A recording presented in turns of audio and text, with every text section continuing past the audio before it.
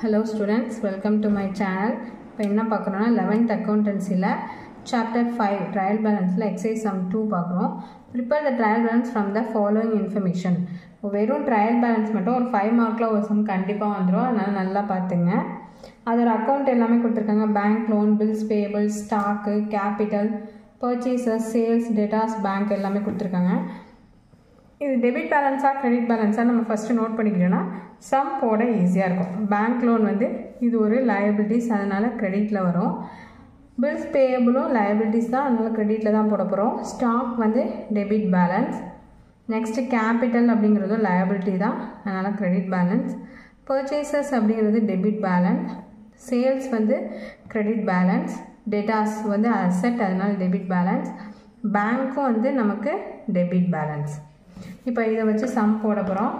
Some போடலாம்.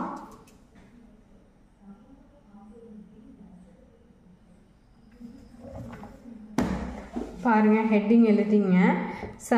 Serial number, name of account, ledger, folio, debit rupees, credit rupees, 2 column open பண்ணிங்க. இப்போது first one என்ன கொடுத்துருக்காங்க? Bank loan. Bank loan எவ்வளோ? 2 lakh. கிரெடிட்டில் 2 lakh entry பண்ண போகிறோம்.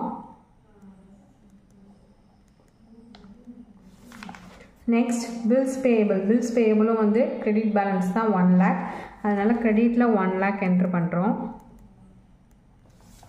ஸ்டாக் என்ன சொன்னேன்? டெபிட் பேலன்ஸ் 70,000, டெபிட்டில் 70,000 என்ட்ரு பண்ணிக்கிறோம்.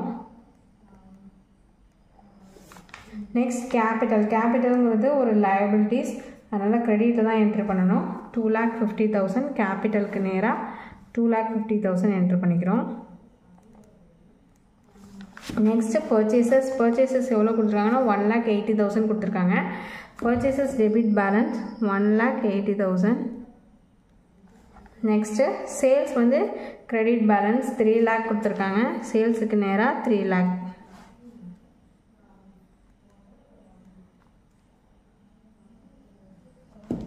டேட்டாஸ் டெபிட் பேலன்ஸு 4 lakh கொடுத்துருக்காங்க. 4 lakh என்ட்ரு பண்ணிக்கிறோம். பேங்க் ஒரு 2 lakh, அதுவும் வந்து டெபிட் பேலன்ஸ் தான். இப்போ அதையும் என்ட்ரு பண்ணிக்கிறோம். ஓகேவா? இப்போ அவ்வளோதான், எல்லாத்தையும் என்ட்ரு பண்ணியாச்சு.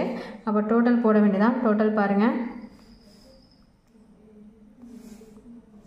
2 + 1 3 lakh, 3 lakh + 2,50,000 5,50,000 8,50,000 கிரெடிட்டில் வருது. 8,50,000.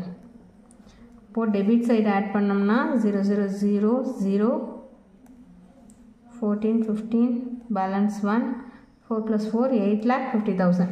அப்போது நம்ம போட்ட சம் கரெக்டாக அர்த்தம். Both are debit and credit balance வந்து ஈக்குவலாக வருது. ஓகே, தேங்க்ஸ் ஃபார் வாட்சிங்.